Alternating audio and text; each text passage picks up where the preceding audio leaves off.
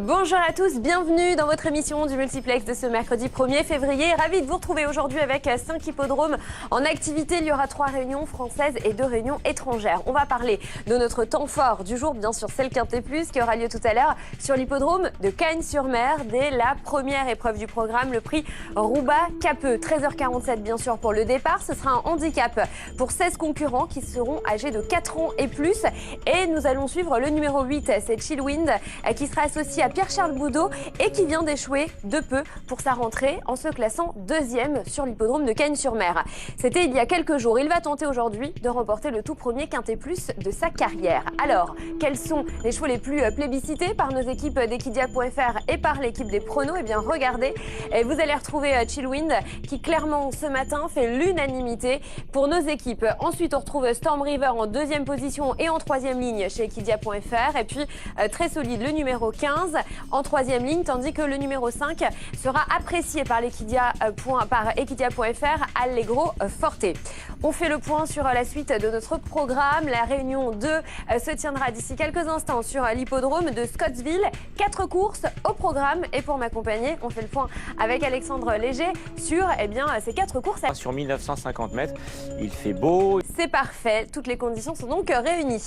La réunion 3 se tiendra sur l'hippodrome de Bordeaux au programme 9 courses. Il y aura également 9 courses sur l'hippodrome de Marseille-Vivo pour la réunion 4. Et puis pour finir, Sun Pardo, ce sera en deuxième partie de journée pour 8 courses en Espagne. Le point avant de démarrer sur notre duel du jour, il concerne aujourd'hui 2 drivers qui vont s'affronter tout au long de la réunion sur l'hippodrome de Marseille-Vivo. À vous de nous dire lequel des deux remportera le plus de courses. Vous êtes plutôt Nicolas Hench ou plutôt Yannick Alain-Briand? À vous de nous le dire. Regardez, voici leur palmarès. Ils ont tous les deux 4 victoires aujourd'hui, en tout cas depuis le début de cette année. Vous pouvez nous faire part de votre avis grâce au hashtag Un jour aux courses et vous vous rendez sur le compte Twitter d'Equidia. Allez, c'est parti. Début de ce multiplex. Direction donc Scottsville. 4 courses pour ce multiplex avec la deuxième, puisqu'il y en a déjà eu une tout à l'heure. C'est un Méden. 3 ans et plus, c'est l'âge des chevaux que nous allons retrouver en piste. Il y a 2 noms partants à signaler, mon cher Alex. Oui, c'est vrai. Du coup, ils ne seront plus que 11 au départ de cette épreuve. Alors, dans le haut du tableau, il y a un concurrent qui est très joué. C'est le numéro 1, Techno Captain 5, Shine Up, qui sera certainement l'opposition directe au numéro 1, Techno Captain. Ils viennent de finir roue dans roue, tous les deux. D'ailleurs, il est le favori à la cote de 3,50 €. Le numéro 7, Royce Flyer, a des titres intéressants, associés en plus de cela à Anthony Delpech. Et enfin, nous terminerons avec dans le bas du tableau des outsiders comme le 11, Handsome Harvey, confié à Warren Kennedy, signalons-le en remplacement donc de Spike Lerena. Hall to la troisième en tout cas là-bas, ce sera tout à l'heure à 12h10. On revoit donc l'arrivée en chiffres, As 5, 7, 8 et 6. Place à notre réunion française qui va démarrer d'ici quelques instants sur l'hippodrome de Bordeaux. On va faire le point avec celui qui va commenter les courses pour nous aujourd'hui. C'est Jean-Philippe Chériot. Bonjour Jean-Philippe. Bonjour Amélie. Première épreuve donc qui va démarrer aux alentours de 11h55. C'est le prix Ozo. On va s'intéresser bien sûr aux partants, des chevaux qui sont âgés de 6 ans avec un départ Autostart 2550 mètres à parcourir. Rapidement, le numéro 3, Biluka du Boscaï, semble détenir une bonne chance. Le numéro est bon derrière l'Autostart et sa dernière course également. Baccarat de Tunis, le numéro 4, est dans une belle période de forme, même si la dernière fois, les parieurs en attendaient un petit peu mieux. Il a terminé 4e. Blackjack la nuit a fait une bonne rentrée récemment. C'est un cheval de classe, il faut se méfier de lui. Bianca Méloise a montré sa forme en terminant 3e en province récemment. Boldness est de loin la moins riche de la course. Elle a 15 000 € de gain seulement et court une très grosse catégorie aujourd'hui, mais elle ne doit pas avoir trop le choix. Puis Basque d'Irati, l'un des chevaux de classe de la course, qui court ferré aujourd'hui, mais qui a les moyens, même ferré, de disputer l'arrivée. Alors justement, on va regarder une course de ref qui concerne ce numéro 11. Basque d'Irati qui a gagné en début d'année sur l'hippodrome de Vincennes dans cette catégorie. Très bien, merci beaucoup Jean-Philippe. Je vous propose de prendre la direction de l'hippodrome de Bordeaux. On va aller retrouver Reynald de Vella qui nous attend sur place et qui était en compagnie de Yves Hurel, c'est l'entraîneur du 3. Pose dans ce premier rendez-vous sur l'hippodrome de Bordeaux. Notez bien l'arrivée provisoire 7, 4, 12 et 8. À tout à l'heure pour la deuxième. On se retrouvera aux alentours de 12h25. Place à notre réunion étrangère à Scottsville et à Alexandre Léger qui va reprendre sa place et qui va tout nous dire sur les partants et les concurrents donc de cette troisième épreuve avec un départ prévu à 12h10. On est à 9 minutes. Ce sont les mêmes conditions que l'épreuve précédente, à savoir un Méden pour les 3 ans et plus qui va se disputer sur 1950 mètres avec dans l'eau du tenir son meilleur classement. Il s'est classé deuxième. Et puis ensuite, sur la deuxième page, vous allez le voir, de gros outsiders puisque les numéros 9, 10 et 11 sont proposés chacun à 100 contre 1 en Afrique du Sud. On ne leur voit pas la moindre chance. Et avant de rejoindre Scottsville, Alex, il y a juste une enquête sur l'hippodrome de Bordeaux qui concerne le numéro 12, arrivé 3e. Arrivé donc 7-4, enquête sur le 12, suivi du 8. On vous donne bien sûr plus d'infos d'ici quelques instants. Pour l'heure, direction Scottsville. C'est l'arrivée provisoire de cette 3e épreuve sur l'hippodrome de Scottsville avec une photographie entre le 2 et le 5. Voilà, on va se retrouver tout à l'heure pour la prochaine. En ce qui nous concerne, on va marquer une très courte pause et on se retrouve pour Bordeaux juste après ça. À tout de suite. Et nous sommes de retour en direct sur le plateau du multiplex. On va s'intéresser aux partants de la 2e à Bordeaux. Mais juste avant, on va revenir, Jean-Philippe, sur l'enquête, puisqu'il y avait enquête sur le 12 qui était arrivé 3e. Finalement, l'arrivée est inchangée. Ouais, Business Class faisait l'objet d'une enquête. Elle a terminé 3e. Et... La 2e, c'est le prix des Amis du Cheval. C'est un peu votre prix. Ouais. 2650 mètres à parcourir. On a 14 concurrents. Ils sont âgés de 5 à 10 ans. Oui, et c'est un jeune cheval qui fait partie des favoris, qui est le favori d'ailleurs, grand favori à 1,40 €. Câlin du Renault, le numéro 1 qui revient aux trop montées. Des chevaux qui sont plutôt des outsiders, Tempête Éternelle, Ursira Foulet, qui a quand même des bonnes perfs montées, notamment l'avant-dernière fois. Et puis Usiol Joy qui débute dans la discipline, qui a fait des bonnes valeurs attelées et qui a l'avantage d'être associé à Anthony Barrier. Très bien, c'est presque tout maintenant sur les partants. Merci beaucoup. La 2e donc sur l'hippodrome de Bordeaux, et bien c'est maintenant. Preuve sur l'hippodrome de Bordeaux, le Bouscat. Voilà donc pour cette arrivée qui s'affiche juste ici. On va pouvoir reprendre la direction de l'hippodrome de Scottsville. On va s'intéresser à présent à la 4e. Départ prévu à 12h40. C'est un maiden. On va retrouver des femelles en piste qui vont s'élancer sur la distance de 1600 mètres, Alex. Et oui, le mile, effectivement, Amélie, pour cette 4e épreuve, il y aura même 2 forfaits puisque le numéro 10 également ne prendra pas part à cette épreuve. Alors, dans le haut du tableau, Fashion Quest, le numéro 1 associé à Anton Marcus recueille beaucoup de suffrages. Et la 4e sur l'hippodrome de Scottsville, c'est maintenant.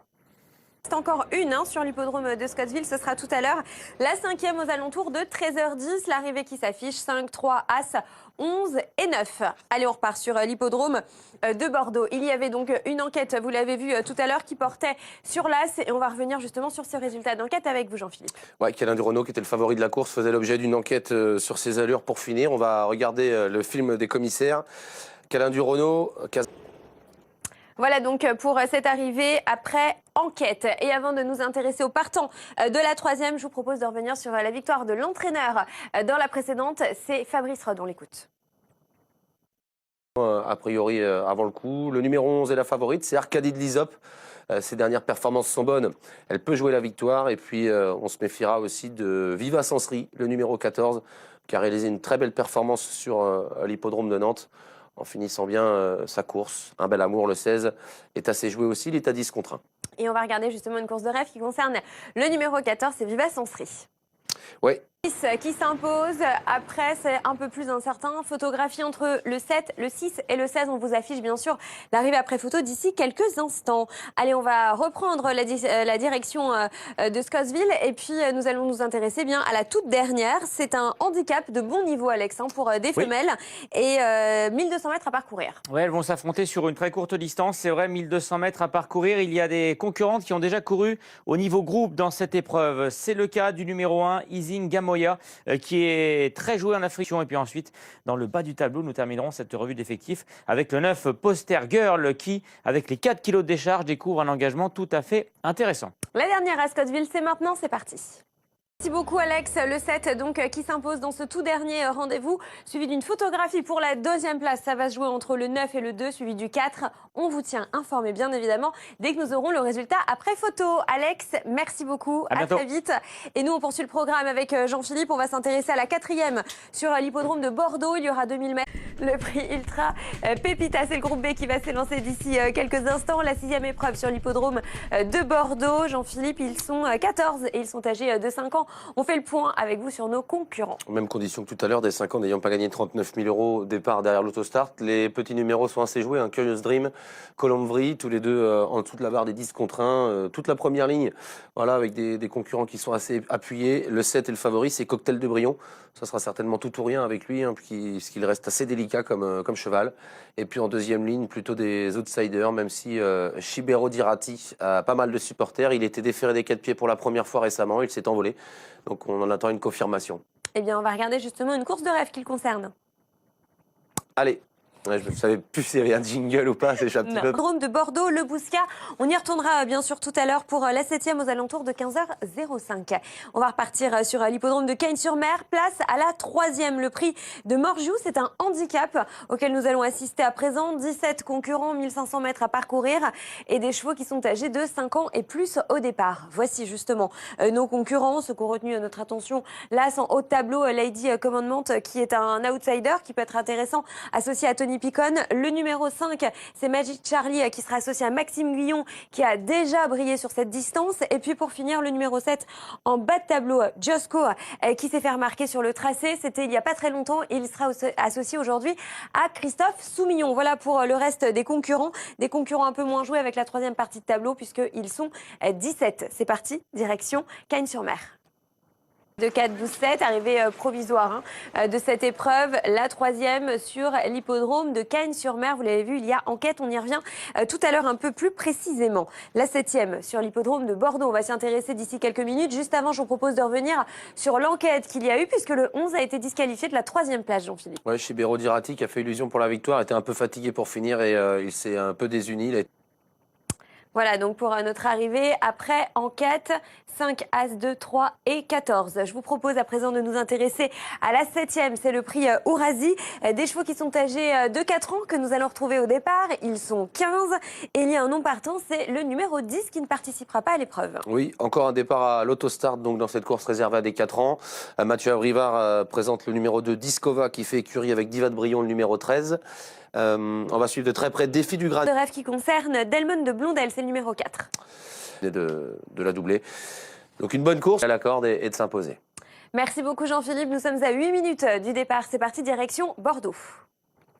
Rendez-vous tout à l'heure pour la 8e aux alentours de 15h40, 5-15 photographies pour la 3e place entre le 4 et le 7 suivi du 3. On va partir sur l'hippodrome de Cagnes-sur-Mer. Il y avait une enquête tout à l'heure. Sachez que l'arrivée est inchangée. On va regarder avec Jeff la vue de face. Effectivement, et on va faire le point sur les concurrents du prix Adolphe Rossio.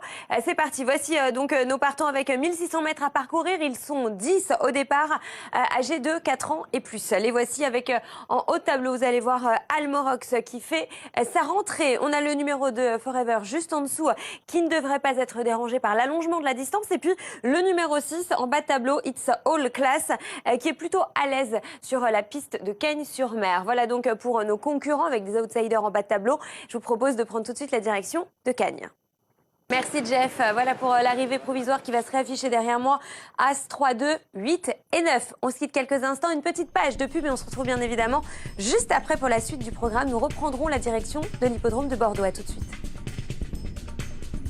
Et nous sommes de retour en direct. On va s'intéresser à la 8e de Bordeaux d'ici quelques instants. Juste avant, petit rappel de notre duel du jour qui concerne deux drivers que vous allez retrouver sur l'hippodrome de Marseille-Vivo tout à l'heure. Ce sera à partir de 16h40 pour le début de la réunion. Nicolas Hench contre Yannick Alain-Briand. Eh bien, pour l'instant, vous êtes plutôt 55% à penser que Yannick Alain-Briand remportera plus de courses tout à l'heure sur l'hippodrome de Marseille.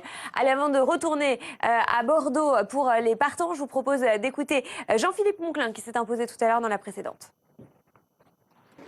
C'était la 8e sur l'hippodrome de Bordeaux. Oui. Il en reste une, Jean-Philippe. Le pic 5.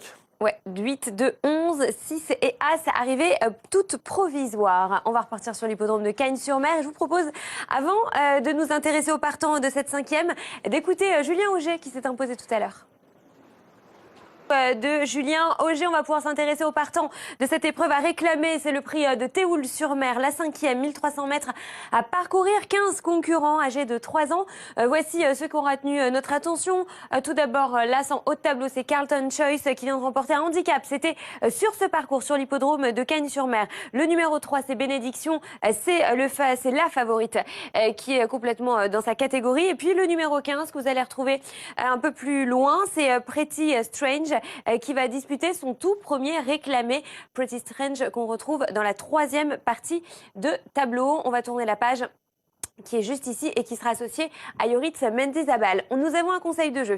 C'est celui de Vincent Lahalle. Alors, quel est le cheval qu'il vous conseille pour le prix de Théoul-sur-Mer? Eh bien, il part sur le numéro 3, Bénédiction, donc la favorite de l'épreuve. Je vous propose de rejoindre tout de suite Cagnes-sur-Mer. On va aller retrouver Fred Zermati qui a des informations juste avant la course. Merci Jeff, on se retrouve tout à l'heure pour la suivante, la 6e. 4, As, 9, 8 et 7, c'était la bonne combinaison sur l'hippodrome de Cagnes-sur-Mer. Je vous propose de repartir à Bordeaux dans une poignée de secondes, juste après cette courte page de pub. Restez avec nous sur Equidia Live, à tout de suite. C'est la dernière sur l'hippodrome de Bordeaux, c'est la 9e et on va tout de suite s'intéresser aux partants. Ce sont des chevaux d'âge. Nous allons terminer cette réunion avec donc des concurrents âgés de 5 à 10 ans et ils sont 16, Jean-Philippe. Ouais, c'est le Grand Prix du jour, un pic 5 avec de très bons chevaux au départ. Bingo d'attaque, le numéro 1, j'ai à la limite du recul. Et puis parmi les chevaux des 25 mètres, des chevaux de qualité comme Talien, le numéro 14, qui dans cette catégorie a sa chance. Et bien sûr, la vedette du Sud-Ouest, Brissac, qui reste sur deuxième place. Direction Bordeaux avec la séquence des hits. Pas mal quand même. C'était pas mal. Le 6 qui s'impose dans ce tour dernier. Rendez-vous 6, 16, 5, 7 et 9. C'est déjà la fin de cette réunion sur l'hippodrome de Bordeaux. Merci beaucoup Jean-Philippe. Ritimiès, c'est la 6e sur l'hippodrome de Cagnes-sur-Mer. On s'y intéresse maintenant. On fait le point sur les partants. Ils sont âgés de 4 ans et plus. Il y a un non partant, hein, notez-le bien. C'est le 13 qui ne participera pas à cette épreuve. Ils sont 16 au départ. Voici nos concurrents avec en haut de tableau Rayodor qui tentera d'ouvrir son palmarès aujourd'hui. C'est le favori associé à Pierre-Charles Boudot, le numéro 2 initial juste en dessous qui aligne les bonnes performances. Lui sera associé à Christophe Soumillon. Et puis le numéro 9 que l'on va retrouver dans notre deuxième partie de tableau, c'est Rising Sun qui a repris un peu de fraîcheur ces derniers temps. Je vous propose de regarder la fin de nos concurrents avec des outsiders et des chevaux qui sont un peu moins joués dans la dernière partie de tableau. Avant de rejoindre le sud de la France, petit point sur les conseils de jeu pour cette épreuve. Vous pourriez vous en inspirer. Regardez, on a 3 conseils de jeu. Tout d'abord, celui de Pierre Vallon et de Mario Putrino qui sont d'accord en tout cas sur l'As qui est le favori. Et puis, nous avons Hervé Angel qui lui mise plutôt sur Christophe Soumillon sur le numéro 2 initial. La 6e sur l'hippodrome de Cagnes, c'est maintenant. Des photographies donc à l'arrivée sur l'hippodrome de Cagnes-sur-Mer entre le 14, le 8, le 2, le 3, le 16. Vous aurez bien sûr le résultat après photo d'ici quelques instants. La suite du programme, la deuxième partie du multiplex qui va démarrer avec une nouvelle réunion sur l'hippodrome de Marseille-Vivo. Et vous aurez le plaisir dans moins de 40 secondes de retrouver la charmante Cécile Martineau. C'est juste après la pub.